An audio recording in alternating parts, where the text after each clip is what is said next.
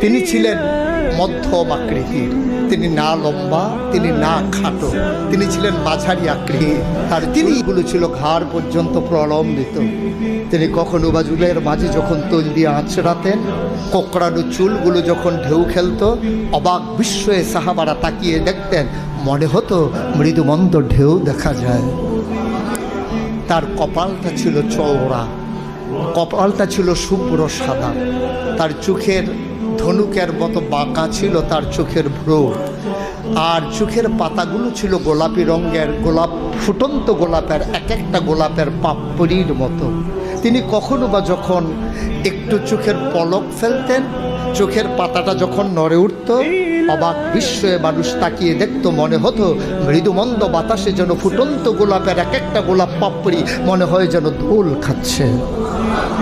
তার চোখের সাদা অংশ ছিল রক্তিমাভ সাদা।